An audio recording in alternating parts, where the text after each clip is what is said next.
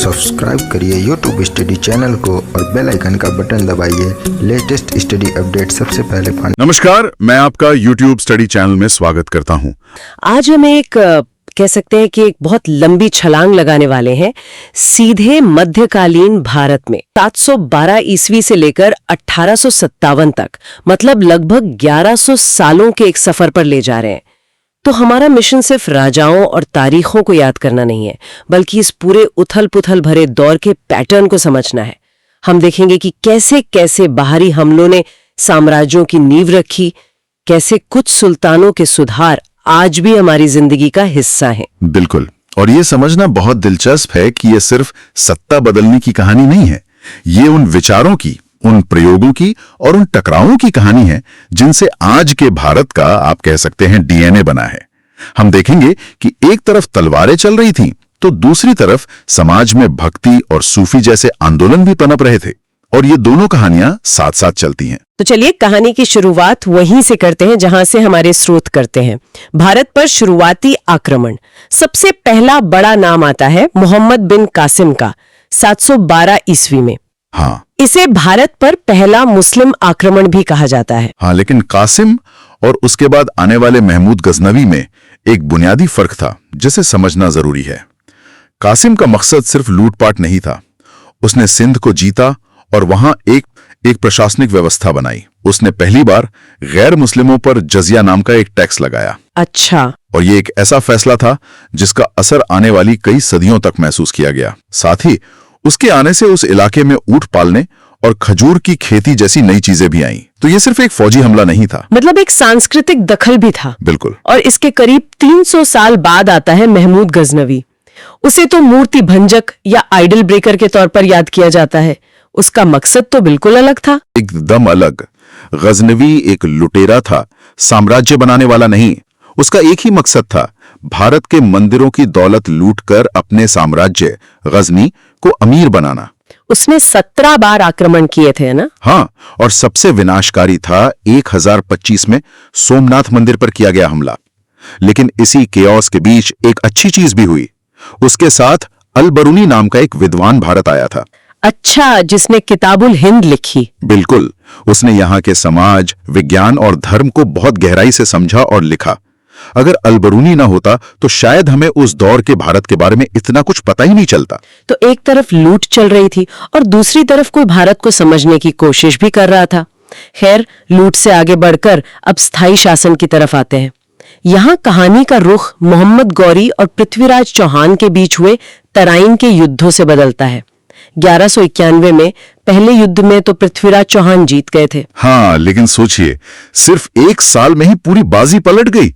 1192 में तराइन का दूसरा युद्ध हुआ और इस बार गौरी जीत गया। और उस एक हार ने सब कुछ बदल दिया। सब कुछ। उस एक हार ने हिंदुस्तान का पूरा इतिहास बदल कर रख दिया। इसी जीत ने दिल्ली में स्थायी मुस्लिम शासन के दरवाजे खोल दिए। इसके बाद गौरी ने 1194 में कन्नौज के राजा जयचंद को भी हराया, जिससे उत्तर भारत पर उसका कब्जा लगभग पक्का हो गया। गौरी के जाने के बाद उसके एक गुलाम कुतुबुद्दीन ऐबक ने कमान संभाली और दिल्ली सल्तनत की नींव रखी। यहीं से गुलाम वंश की शुरुआत हुई। हाँ, ऐबक को उसकी दानवीरता के लिए लाख बख्श भी कहते थे, मतलब लाखों का दान देने वाला। और दिल्ली की मशहूर कुतुब मीनार को बनवाना भी उसी ने शुरू किया था। ऐबक ने शुरुआत जरूर की, लेकिन गुलाम वंश का असली आर्किटेक्ट या कहिए वास्तविक संस्थापक उसके दामाद इल्तुमिश को माना जाता है। अच्छा, ऐसा क्यों? इसकी कई वजह हैं। पहली तो ये कि इल्तुमिश ने राजधानी को लाहौर से दिल्ली शिफ्ट किया।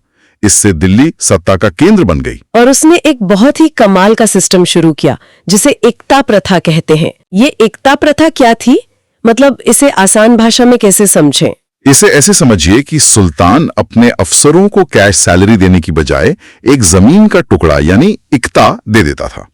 उस अफसर का काम था उस इलाके से टैक्स वसूलना, अपनी सेना का खर्च चलाना, और जो पैसा बचे वो सुल्तान को भेज देना। मतलब एक तरह से आज के जमाने की फ्रेंचाइजी जैसा? हाँ, कह सकते हैं। इससे दिल्ली में बैठे सुल्तान के लिए दूर दराज के इलाकों पर कंट्रोल रखना आसान हो गया। इसके अलावा उसने तुर्कान चहलगानी यानी 40 वफादार गुलाम सरदारों का एक ग्रुप बनाया जो उसके आंख कान का काम करते थे। और इसी वंश में एक ऐसा नाम भी है जो इतिहास में बिल्कुल अलग खड़ा नजर आता है, रजिया सुल्तान। दिल्ली की गद्दी पर बैठने वाली पहली और आखिरी महिला शासक। ये उस दौर के हिसाब से तो एक बहुत बड़ी बात रही होगी। बहुत बड़ी बात। रजिया का शासन भले ही छोटा था, पर वो एक मिसाल थी। इस वंश का आखिरी शक्तिशाली शासक था बलबन, जो अपनी लौ और रक्त की नीति के लिए मशहूर था। उसका क्या मतलब था? उसका मानना था कि सुल्तान भगवान की परछाई है और उसे कोई चुनौती नहीं दे सकता। उसने दरबार में सिजदा और पायबोस जैसी प्रथाएं शुरू की। मतलब झुककर सलाम करना और सुल्तान के पैर चूमना। बिल्कुल। उसने इल्तुतमिश के बनाए वो 40 सरदारों के ग्रुप को खत्म कर दिया, क्योंकि उसे डर था कि वो उसके खिलाफ साजिश कर सकते हैं। गुलाम वंश के बाद खिलजी आए। खिलजी क्रांति कहा गया है। क्रांति तो बहुत बड़ा शब्द है। क्या ये सिर्फ एक राजवंश का बदलना था या सच में कुछ बुनियादी तौर पर बदल गया था? आपका सवाल बहुत अच्छा है। इसे क्रांति इसलिए कहते हैं क्योंकि अलाउद्दीन खिलजी ने सल्तनत के काम करने का तरीका ही बदल दिया। उसने 3 बड़े काम किए। पहला, सैन्य सुधार। वो पहला सुल्तान था जिसने एक परमानेंट सेना रखी, स्टैंडिंग आर्मी। हाँ, और सैनिकों को एकता की जगह नकद वेतन देना शुरू किया। उसने घोड़ों पर मोहर लगाने की दाग प्रथा शुरू की, ताकि कोई अफसर घोड़ों की गिनती में हेराफेरी ना कर सके। और दूसरा सुधार तो शायद और भी बड़ा था, बाजार पर नियंत्रण। बिल्कुल। उसने शाहना-ए-मंडी नाम का एक विभाग बनाया और हर चीज की कीमत तय कर दी। अनाज, कपड़े, घोड़े, गुलाम, सब कुछ। मतलब प्राइस कंट्रोल। एकदम। अगर कोई दुकानदार तय दाम से ज्यादा लेता या कम तोलता तो उसे कठोर सजा मिलती थी। और तीसरा था साम्राज्य का विस्तार। हाँ, उसने मलिक काफूर को दक्षिण भारत भेजा और पहली बार दिल्ली का झंडा सुदूर दक्षिण तक फहराया। मशहूर कोहिनूर हीरा भी मलिक काफूर को दक्षिण से ही मिला था। तो खिलजी ने जबरदस्त कंट्रोल और विस्तार से एक विशाल साम्राज्य बनाया। लेकिन इतना बड़ा सिस्टम चलाने के लिए सिर्फ सैन्य ताकत काफी नहीं होती। क्या तुगलक वंश ने इस सिस्टम को आगे बढ़ाया या उन्होंने कुछ बिल्कुल अलग करने की कोशिश की? उन्होंने कुछ बिल्कुल अलग करने की कोशिश की और बुरी तरह फेल हुए। खासकर मोहम्मद बिन तुगलक। ये इतिहास का एक बहुत ही दिलचस्प किरदार है। हाँ, मैंने पढ़ा है। उसे विद्वान लेकिन असफल या पागल सुल्तान भी कहा जाता है। सही। वो अपने समय का सबसे पढ़ा लिखा, सबसे बुद्धिमान सुल्तान था, लेकिन उसके सारे बड़े आइडियाज फेल हो गए। ऐसा क्यों हुआ? क्या वो सिर्फ बदकिस्मत था या उसकी सोच में ही कोई कमी थी? उसकी सोच समय से बहुत आगे थी, लेकिन उसे लागू करने का तरीका गलत था। जैसे उसने राजधानी को दिल्ली से दौलताबाद ले जाने का फैसला किया ताकि पूरे भारत पर नियंत्रण रखा जा सके। आइडिया अच्छा था, पर प्रैक्टिकल नहीं था। और वो टोकन करेंसी वाला प्रयोग? हाँ, उसने सोने चांदी की जगह सांकेतिक मुद्रा चलाई।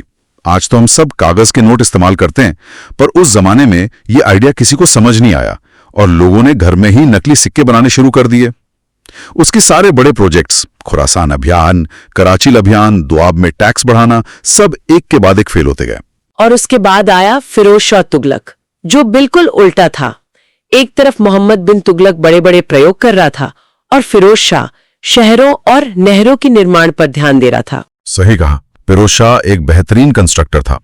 उसने हिसार, फिरोजाबाद, जौनपुर जैसे कई शहर बसाए और खेती के लिए नहरों का जाल बिछा दिया। लेकिन वो धार्मिक रूप से बहुत कट्टर था। वो पहला सुल्तान था जिसने ब्राह्मणों पर भी जजिया टैक्स लगाया, जिन्हें अब तक इससे छूट मिली हुई थी। तो एक तरफ दिल्ली में सुल्तान अपनी राजधानियां बदल रहे थे और नए नए टैक्स लगा रहे थे, तो दूसरी तरफ आम लोगों के बीच क्या चल रहा था? क्या सूफी और भक्ति जैसे आंदोलन इसी राजनीतिक उथल पुथल की एक प्रतिक्रिया थे? बहुत हद तक। जब ऊपर राजनीतिक अस्थिरता होती है तो लोग अक्सर आध्यात्म में सुकून ढूंढते हैं। सूफी संत जैसे अजमेर के ख्वाजा मोइनुद्दीन चिश्ती, वो प्रेम और इंसानियत का संदेश दे रहे थे। वहीं भक्ति आंदोलन के संत ईश्वर से सीधे जुड़ने की बात कर रहे थे, बिना किसी कर्मकांड के। और इन दोनों ने मिलकर एक नई संस्कृति को जन्म दिया। बिल्कुल। ये आंदोलन चुपचाप एक सामाजिक क्रांति ला रहे थे, जो हिंदू और मुस्लिम संस्कृति के मेलजोल का आधार बनी, जिसे हम गंगा जमुनी तहजीब कहते हैं। सल्तनत का आखिरी दौर लोधी वंश का था। सिकंदर लोधी ने 1504 में आगरा शहर बसाया और इस सल्तनत का आखिरी सुल्तान था इब्राहिम लोधी, जिसका सामना हुआ काबुल से आए बाबर से। और यहाँ 21 अप्रैल 1526 को पानीपत के मैदान में इतिहास ने एक और बड़ी करवट ली। इब्राहिम लोधी की सेना बहुत बड़ी थी, लेकिन बाबर के पास 2 ऐसी चीजें थीं जो लोधी के पास नहीं थीं। तोपें। हाँ, एक तो तोपें और दूसरी तुलुगमा युद्ध नीति। ये पहली बार था जब भारत में किसी लड़ाई में तोपों का इतने बड़े पैमाने पर इस्तेमाल हुआ। और इस तुलुगमा नीति में क्या होता था? इसमें सेना के छोटे छोटे हिस्से दुश्मन को किनारों से और पीछे से घेर कर हमला करते थे। बाबर की छोटी सी सेना ने लोदी की विशाल सेना को हरा दिया और इसी के साथ दिल्ली सल्तनत का अंत और मुगल साम्राज्य की शुरुआत हुई। पानीपत जीतना तो बस शुरुआत थी, है ना? बाबर को अगले 4 साल भारत में अपनी पकड़ बनाने के लिए लगातार लड़ना पड़ा। बिल्कुल। उसने पहले मेवाड़ के राणा सांगा जैसे शक्तिशाली राजपूत शासक को खानवा में हराया और फिर उन अफगान सरदारों को जो लोदियों के वफादार थे। ये सिर्फ लड़ाइयां नहीं थीं, ये उत्तर भारत पर मुगल सत्ता की मोहर लगाने की कोशिश थी। हाँ, लेकिन बाबर और उसके बेटे हुमायूं के बीच एक ऐसा शासक आया जिसने सिर्फ 5 साल राज किया, पर उसकी विरासत आज तक जिंदा है। आप शेरशाह सूरी की बात कर रहे हैं? हाँ, उसने हुमायूं को हराकर दिल्ली पर कब्जा किया और उसने सड़के आजम बनवाई, जिसे आज हम ग्रैंड ट्रंक रोड या जीटी रोड कहते हैं। शेरशाह का सबसे बड़ा योगदान तो शायद हमारी जेब में है। हाँ, बिल्कुल सही कहा आपने। उससे पहले सल्तनत में सिक्कों का कोई स्टैंडर्ड वजन या शुद्धता नहीं थी। उसने पहली बार एक स्टैंडर्ड चांदी का सिक्का चलाया, रुपया और तांबे का दाम। तो आज हम जिसे रुपया कहते हैं उसकी जड़ें सीधे शेरशाह सूरी से जुड़ी हैं। बिल्कुल। ये सिर्फ एक सिक्का नहीं था, ये पूरे साम्राज्य में व्यापार के लिए एक भरोसेमंद सिस्टम बनाने जैसा था। और फिर आते हैं सम्राट जलालुद्दीन अकबर, जिन्हें महान कहा जाता है। हुमायूं के बाद उन्होंने ही मुगल साम्राज्य को असल में एक साम्राज्य बनाया। अकबर को महान बनाने वाली सिर्फ उसकी लड़ाइयां नहीं थी, जैसे पानीपत का दूसरा युद्ध या हल्दी घाटी का युद्ध। उसकी महानता उसकी नीतियों में थी। उसने समझा कि भारत जैसे विशाल और विविध देश पर सिर्फ तलवार के जोर पर राज नहीं किया जा सकता। इसीलिए उसने सुलह कुल की नीति अपनाई। हाँ, यानी सबके साथ शांति। उसने राजपूतों से वैवाहिक संबंध बनाए, उसने जजिया और तीर्थ यात्रा कर जैसे टैक्स हटा दिए और 1582 में उसने दीन इलाही नाम का एक नया विचार पेश किया, जो सभी धर्मों की अच्छी बातों पर आधारित था। और उसके दरबार के 9 रत्न तो मशहूर ही हैं, बीरबल, तानसेन, टोडरमल। हाँ, ये लोग सिर्फ दरबारी नहीं थे, वे अपने अपने क्षेत्र के विशेषज्ञ थे, जिन्होंने अकबर के प्रशासन को मजबूत बनाया। अकबर ने एक ऐसी व्यवस्था बनाई जो उसके बाद भी करीब 150 साल तक चलती रही। मुगल साम्राज्य अपने चरम पर पहुंचा औरंगजेब के समय। नक्शे में देखें तो उसका साम्राज्य अशोक के बाद सबसे बड़ा था, लेकिन उससे एक बहुत ही विवादास्पद शासक माना जाता है। औरंगजेब को समझना इसलिए इतना मुश्किल है। वो एक ही समय में साम्राज्य को मजबूत भी कर रहा था और उसकी नींव को कमजोर भी। एक तरफ उसने साम्राज्य को उसकी सबसे बड़ी सीमा तक फैलाया, लेकिन दूसरी तरफ उसकी धार्मिक नीतियां बहुत कट्टर थीं। उसने जजिया कर फिर से लगा दिया था। हाँ, और संगीत पर पाबंदी लगा दी और सिखों के 9वें गुरु तेग बहादुर की हत्या करवा दी। लेकिन यहाँ एक हैरान करने वाला तथ्य ये भी है कि उसी के शासन में मुगल प्रशासन में सबसे ज्यादा संख्या में हिंदू मनसबदार यानी अधिकारी थे। ये कैसे मुमकिन है? यही तो औरंगजेब का विरोधाभास है। वो एक कट्टर सुन्नी मुसलमान था, लेकिन साम्राज्य चलाने के लिए उसे काबिल हिंदू अधिकारियों की जरूरत थी। उसकी नीतियां मराठों, सिखों और राजपूतों को नाराज कर रही थी और यही विद्रोह धीरे धीरे मुगल साम्राज्य को अंदर से खोखला कर रहे थे। और फिर इस लंबे, शानदार लेकिन उथल पुथल भरे युग का अंत होता है 1857 में। अंतिम मुगल सम्राट थे बहादुर शाह जफर। 1857 की क्रांति में विद्रोहियों ने उन्हें अपना नेता घोषित कर दिया। ये एक प्रतीकात्मक कदम था, लेकिन इसका अंजाम मुगल वंश के लिए घातक साबित हुआ। अंग्रेजों ने विद्रोह को बेरहमी से कुचल दिया और बहादुर शाह जफर को बंदी बनाकर रंगून भेज दिया गया, जहां उनकी मौत हो गई। और इसी के साथ भारत में 300 साल से ज्यादा पुराने मुगल वंश का औपचारिक अंत हो गया। ये सिर्फ एक वंश का अंत नहीं था, ये मध्यकालीन भारत का अंत और आधुनिक भारत के युग की शुरुआत थी। तो 712 से 1857 तक का ये सफर वाकई कमाल का है। हमने देखा कि कैसे सल्तनत ने प्रशासनिक व्यवस्थाओं की नींव रखी, कैसे शेरशाह सूरी के सुधार आज भी हमारे साथ हैं और कैसे अकबर ने एक मिलीजुली संस्कृति को बढ़ावा देने की कोशिश की, जिसे औरंगजेब की नीतियों ने नुकसान पहुंचाया। बिल्कुल। संक्षेप में, ये दौर सिर्फ एम्पायर्स के बनने बिगड़ने का नहीं है, ये उन प्रक्रियाओं को समझने का है जिन्होंने भारतीय उपमहाद्वीप को हमेशा के लिए बदल दिया। चाहे वो हमारी भाषा हो, हमारा खाना हो, हमारी वास्तुकला हो या हमारा प्रशासन, इन सब पर इस 1100 साल की गहरी छाप है। इस पूरी ऐतिहासिक यात्रा को देखते हुए, जिसमें लगातार जीत, निर्माण और विनाश का चक्र चलता रहा, एक सवाल मन में आता है, किसी साम्राज्य की असली विरासत क्या तय करती है? उसकी फौजी ताकत, उसकी बनाई हुई इमारतें और व्यवस्थाएं, या फिर लोगों पर छोड़ा गया उसका सांस्कृतिक असर? इस पर जरूर सोचिएगा।